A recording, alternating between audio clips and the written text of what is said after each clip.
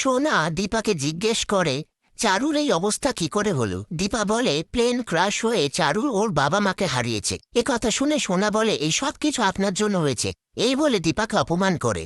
এরপর দীপা রেস্টুরেন্টে ফিরে এসে সোনার বল অপমানের কথাগুলো ভাবলে দীপার হাত কেটে যায়। তারপর সাক্ষ্যদীপ বাবু দীপার হাতে মলম লাগিয়ে দেয়। পরের দিন সকালবেলায় ফ্রুট ফেস্টিভ্যালে দীপার নিজের আইডেন্টি কার্ড খুঁজে না পেলে সূর্যর গলায় দেখতে পেয়ে আইডেন্টি কার্ডটা খুলে নেয়। সূর্য বলে, আসলে আমি বুঝতে পারিনি।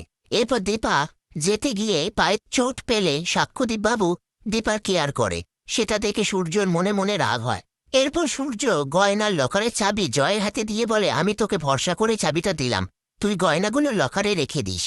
তারপর দীপার পায়ে চোট লেগেছে বলে সাক্ষ্যদীপ বাবু কেয়ার করলে সূর্য অন্য একটা ছেলের হাত দিয়ে দীপাকে একটা চিঠি আর মলম পাঠায়।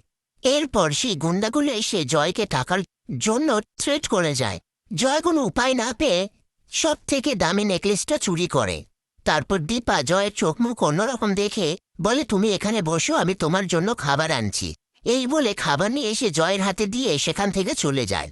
সেই সুযোগে জয় দীপার ব্যাগে নেকলেসটা রেখে দেয়। সেই মুহূর্তে সেখানে পুলিশ এসে বলে, এখানে সব থেকে দামি নেকলেসটা চুরি হয়েছে, সমস্ত স্টল বন্ধ থাকবে।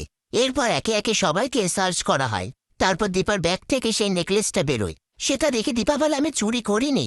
পাশ থেকে সূর্য বলেও চুরি করতে পারে না, কিন্তু পুলিশ অফিসার কোনো কথা না শুনে দীপাকে গাড়িতে উঠিয়ে নেয়। দীপা বলে, ডাক্তারবাবু বিশ্বাস করুন, আমি চুরি করিনি। সূর্য বলে, আমি জানি তুমি চুরি করনি। আর অফিসারকে বলে, দীপা এটা করতে পারে না। পুলিশ অফিসার বলে, আপনার যা বলার থানায় গিয়ে বলবেন।